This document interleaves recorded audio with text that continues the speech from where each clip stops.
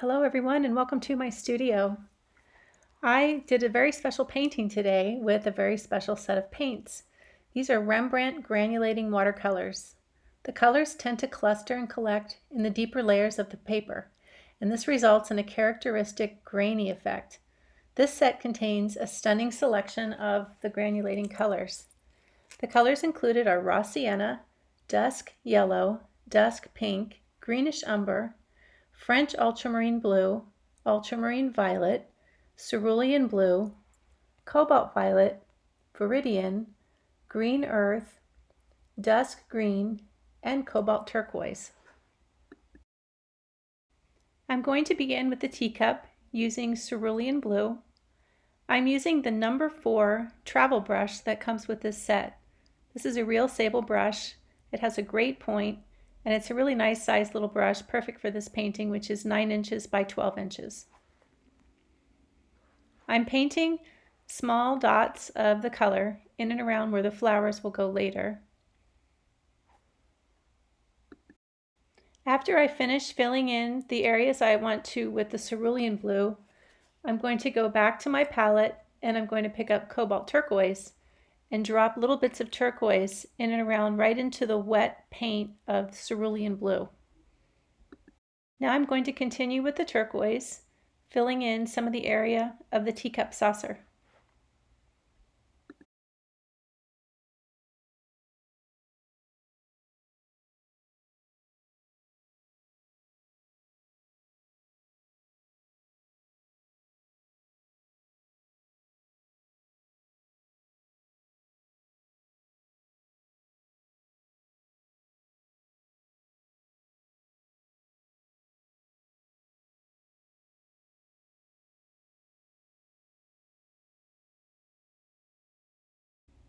The next color I'll introduce you to is viridian. I'm going to use viridian on the vase, filling in the area where it's light first, and then moving into the shadow area.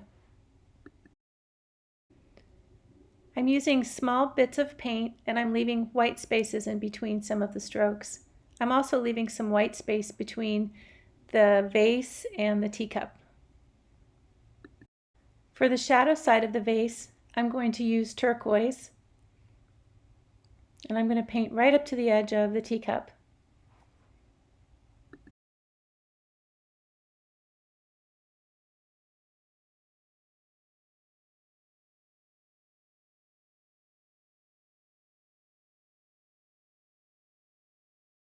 Now I'm going to drop some French ultramarine into the shadow side. Notice that I'm trying to make all the color mixtures by adding one color to another one while it's still wet on the paper. I'm not doing very much mixing in the palette. I want the mixing to take place on the paper to get that granulating effect. To further emphasize the dark shadowy places, I'm going to add dusk pink into the French ultramarine and the turquoise while it's still wet.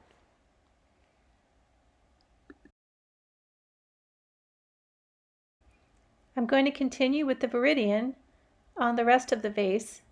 I'm saving the flowers for later, and I'm painting all the sunny spots, and then I'm going to go back in with some shadow colors while the paint is still wet.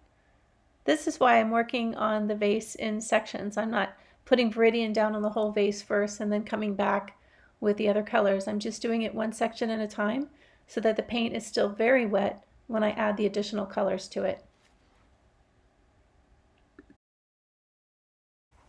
Now I'm going to add some dusk green to emphasize the shadow areas at the top of the vase. I want to have a nice variety of lights and darks and use all the colors in this wonderful palette.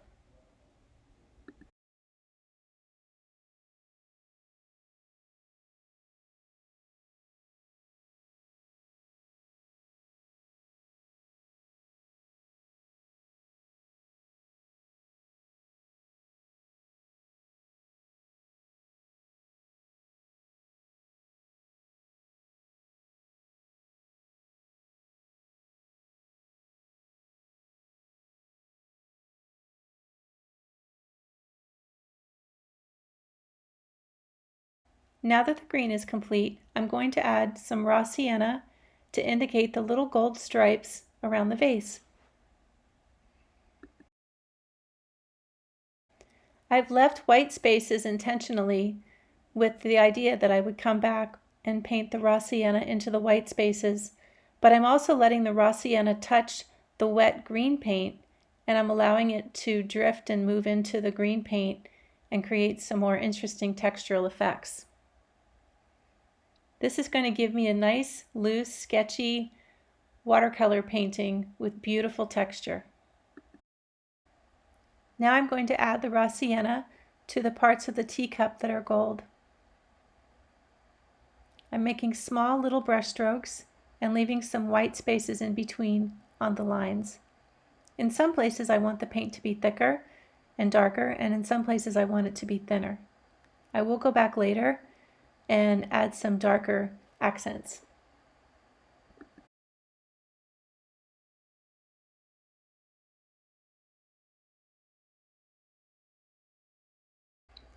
Now I'm going to use cobalt violet for the little pink flowers.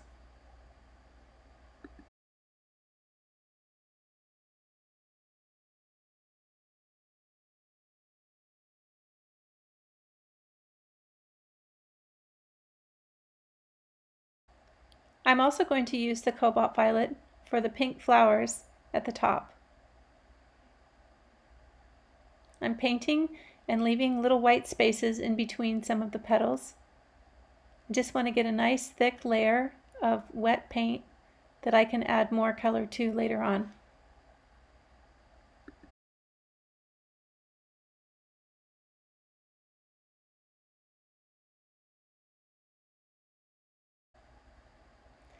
Now that the cobalt violet is finished, I'm going to add raw sienna to the bottom of the flower petals, and I'm going to let the raw sienna bleed into the cobalt violet.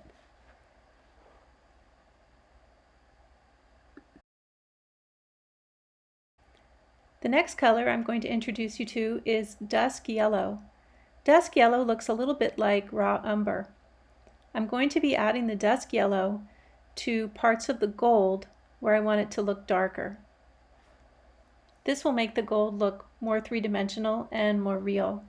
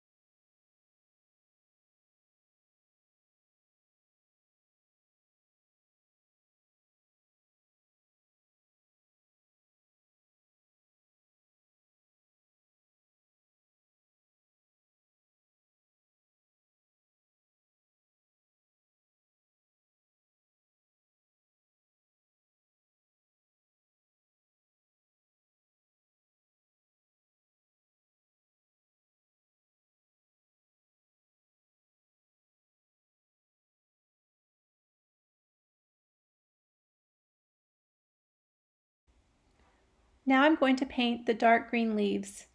I'm going to use quite a few colors, including green earth, dusk green, raw sienna, and also viridian.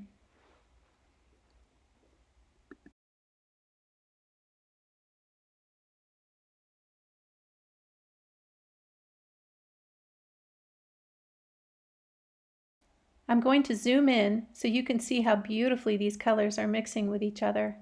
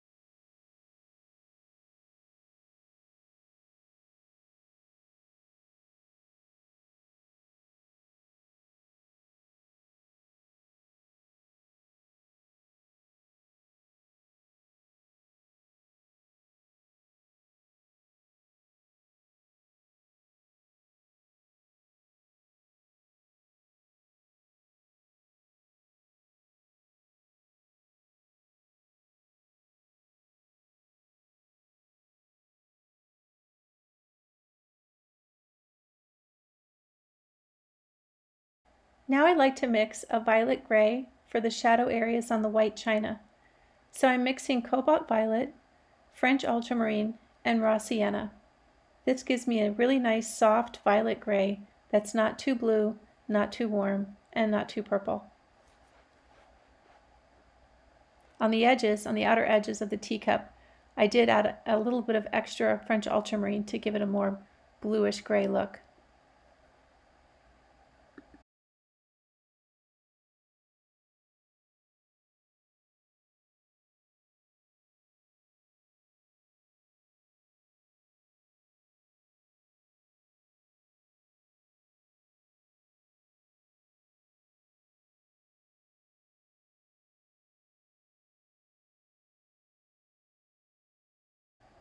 I'm also going to glaze some French ultramarine over the parts of the teacup that are blue. Remember that I started with cerulean, then I added cobalt turquoise, and now I'm adding the French ultramarine over the turquoise colored blue part of the cup. And that paint is dry, so I'm glazing it over, which means I'm putting a wet color over a color that's already dry. I'm letting some of that blue run down into the white part of the teacup as well. For the inside of the teacup, I'm using the mixture of French ultramarine, cobalt violet, and raw sienna. And I'm adding a little extra raw sienna so that the center of the cup, or the inside of the cup, looks a little bit warmer. I've also left white spaces on purpose to make some highlights inside the cup.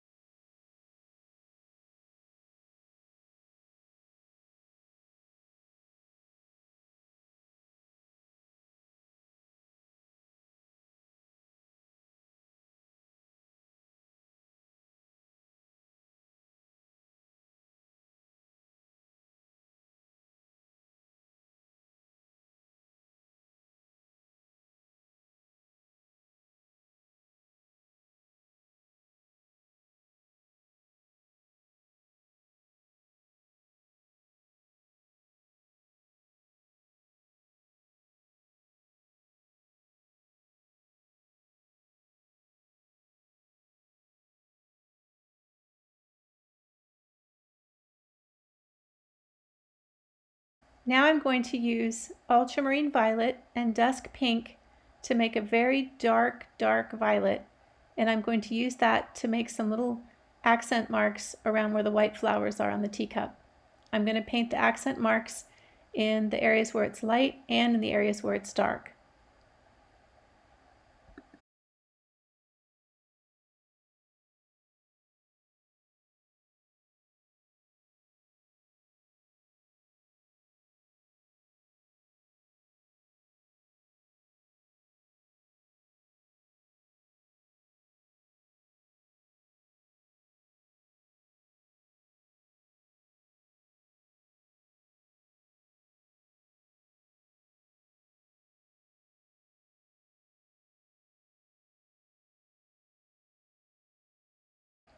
I'm being careful to just make a few dark accent marks here and there. I don't want to overdo it. And in the areas of the cup that are in shadow in the blue, where I made the little dark marks, they bled a little bit. And that's actually a good thing because edges are soft within shadow areas. So the water did some of the work for me. And then in the areas where it's sunny on the cup, the edges are crisp.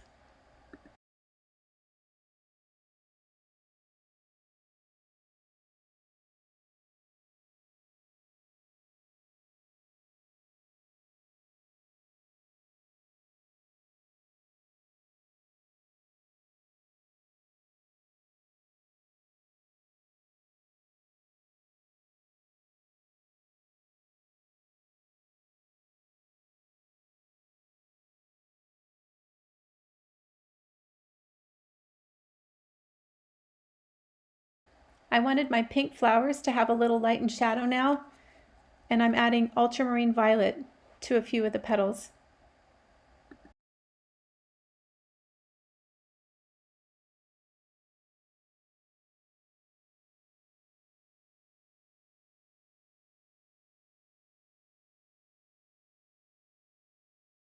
I'm using some of the ultramarine violet to accentuate the sides of the teacup too on the inside.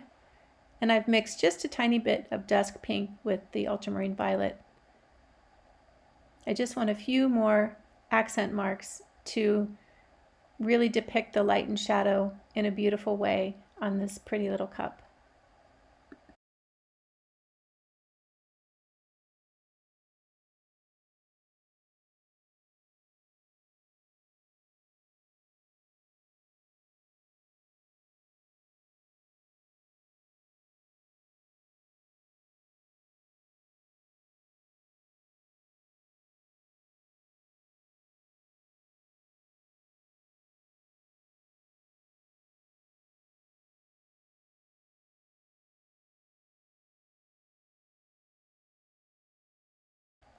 For the white flower at the top, it's not really white, it's sort of a warm yellow with some violet accents in the shadows. I'm using raw sienna by itself, painting it on with a lot of water because I want it to be a very light, soft yellow, and leaving lots of white spaces in between. This is because I want the flower to look really delicate. A little bit of green got into the yellow as I was working, so I just used my brush to take it off. I'll go back in later and add some more shadow colors to that section after it dries.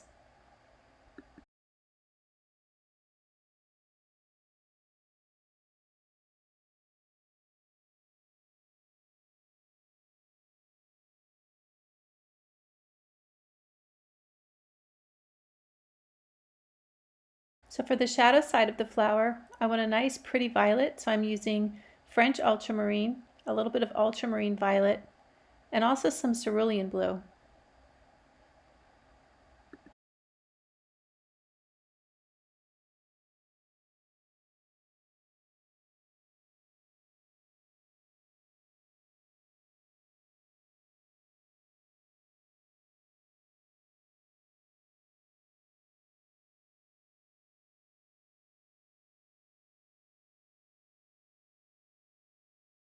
To darken some of the yellow areas, I'm adding more raw sienna and also some dusk yellow.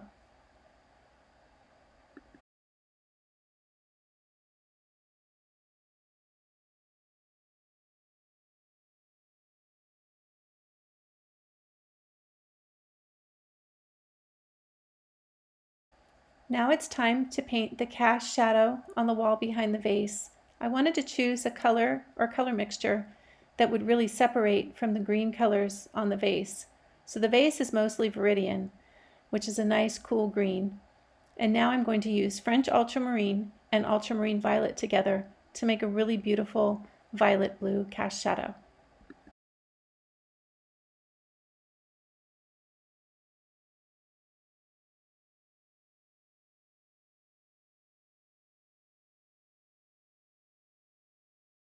Now that the shadow is complete, I'm going to use Viridian to paint the tablecloth surrounding the vase and the teacup. I'm going to paint the Viridian in the parts of the tablecloth that are in the light and also in the shadow, planning to go back into the shadow areas with another color and let those colors run together into the shape that's going to be the dark shadow shape. So just plain Viridian, and I'm also leaving some little white spots because there's some little circular shapes on the tablecloth that are white, and I'll come back in later and add some details to those, but for now I'm just going to leave them white and paint around them.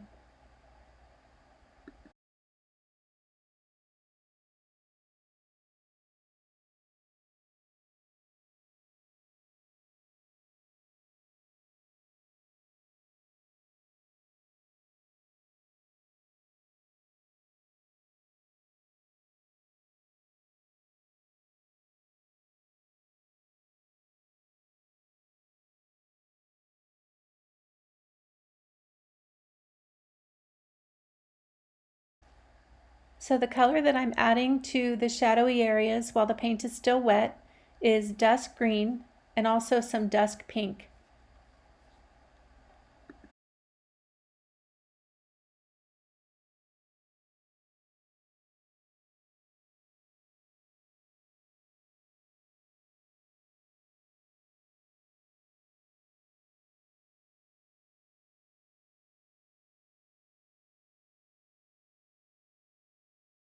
Now that the shadowy area is finished, I'm using the same color mixture, but I've added some more water to it to lighten it, and I'm just making some sort of lacy, loose, sketchy little brush strokes with my brush to indicate some texture inside these little white shapes.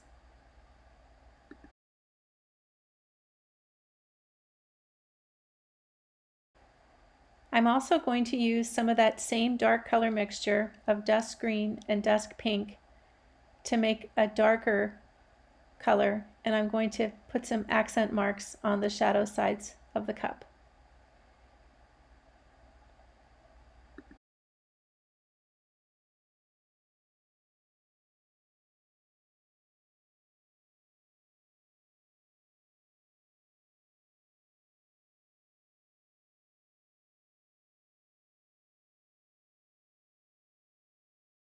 As the paint dries, it lightens a little bit, and so when I'm making finishing touches on my watercolor paintings, it's often after the paint is mostly dry and I see areas that look too light, and so I go back into those areas with little accents of extra color and value.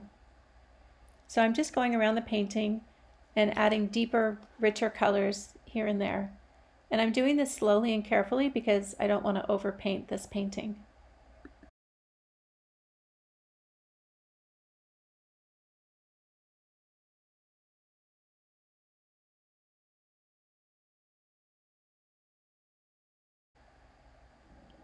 Now I'm going to add some more French ultramarine to the shadow behind the vase. I just decided, like some of the other areas of the painting, that it had dried a little too light, and so I wanted to darken it, but I'm only darkening the parts of it that are closest to the vase handle and to the bottom where the table meets the wall. Thank you for watching my painting demonstration of this beautiful still life using the Rembrandt Granulating Watercolor set.